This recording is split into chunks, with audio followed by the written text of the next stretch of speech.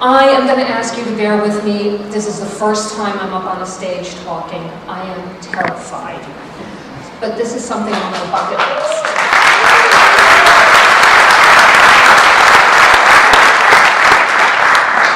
One of the things, and everybody's talking so nicely about home and everything that I even hate to bring this up, but Philippe Petit, when he spoke at the opening session, and he started mentioning the 4 things about passion, tenacity, intuition, and inspiration, it really struck home.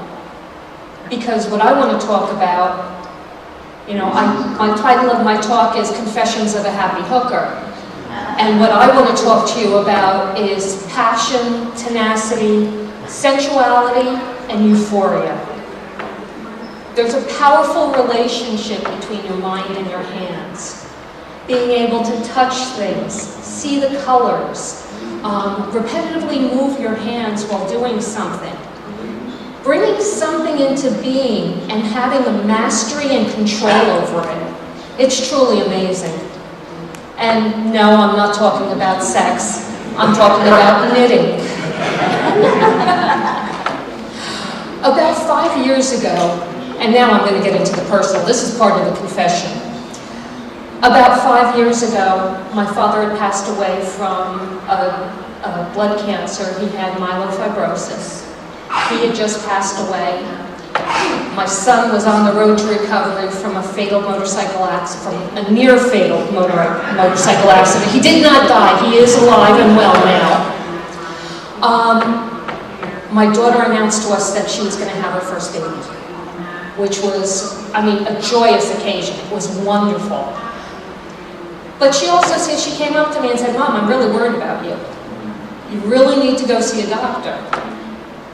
So after a lot of nagging and prodding, and anybody who has kids knows how they can be, I went to the doctor.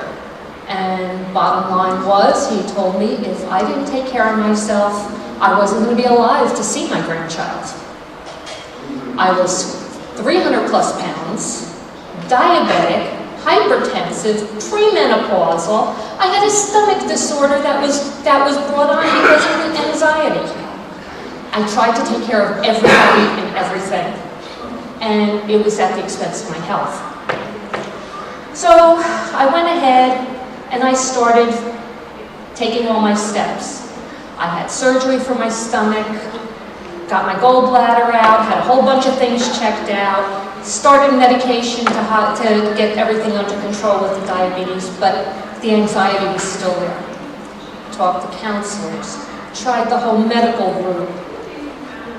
And the medications just didn't make me feel like myself anymore. I wasn't me. So one of the things they kept telling me is, you have to take time for yourself. You have to take time for yourself. So 15 minutes a night, I said, I can do that. 15 minutes a night, I started learning how to knit. YouTube, wonderful. You can go in and look up knitting tutorials and they will teach you everything from right-handed, left-handed, continental, western, you name it. They got it, they have it out there. So there's no reason, and with the visuals, there's no reason you couldn't learn.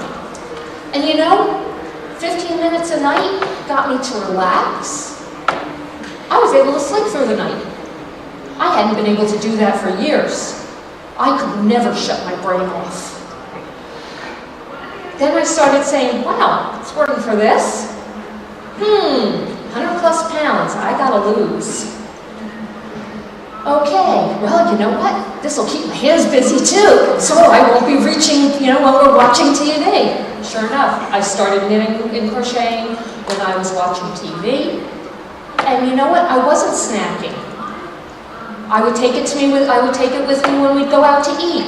I'd take my portion, and then push the plate away and pull out my knitting, and then I could still carry on conversations. Because I was at that point where I had pocket projects, those nice easy projects you didn't have to think about. So I would do that. So to date, I have lost 100 plus pounds.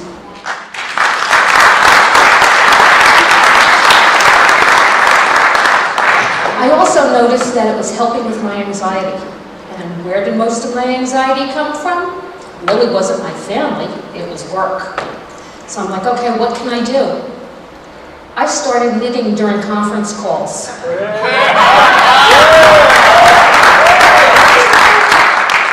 I started knitting during conference calls, and not only did it help me with the anxiety, it helped me pay more attention to what was going on in the meeting. I was able to retain more of what went on during the meeting because it helped me to focus.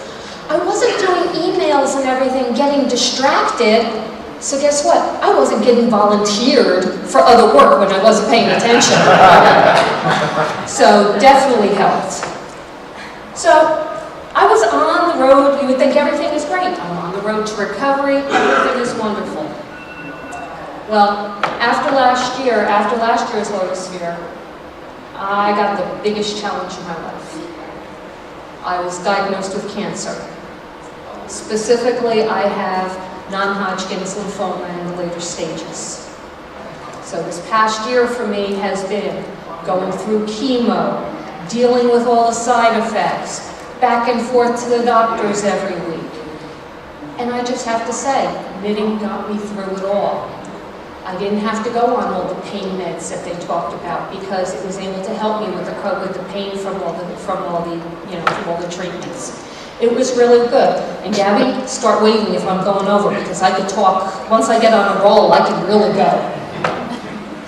But it really helped me get me through, which is why today I can say that I am a happy hooker. I carry it everywhere. If you were in sessions and you saw me, you noticed me in any of the sessions, I have my knitting with me. I knit during the sessions because it really does. It helps me to pay more attention. You know, it not only keeps your hands busy, but it has a calming effect. Knitting studies have shown this now too, that knitting has the same effect on your body as meditation. It actually lowers your heart rate, lowers your blood pressure, and makes you feel better. You know, as you're doing it, it just really helps your cares just melt away.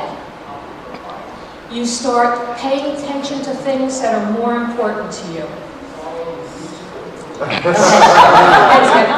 My last, and I just wanted to say, I feel truly vindicated. This is my last slide. I feel truly vindicated because while I was out, I was able to just do a little research about knitting and what the effects are. And there have been studies that showed a number of things. But knitting is now being taught. Knitting and crocheting is now being taught in middle schools and elementary schools because it teaches children. It improves their self-esteem. I'm going to read because it's going to make it go faster. It helps develop dexterity and helps them to focus. It's being used in the treatment of ADD for children because they found that it has a very calming effect and helps to calm their brains so that they're able to focus on the schoolwork more. It's used in the treatment of chronic pain, specifically by the Royal United Hospital Pain Clinic in the UK.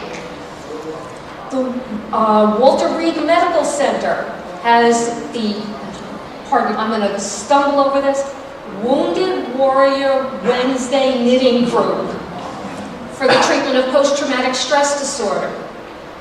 And there's also a project Knitwell, which helps with compassion fatigue, which is burnout in nurses and caregivers.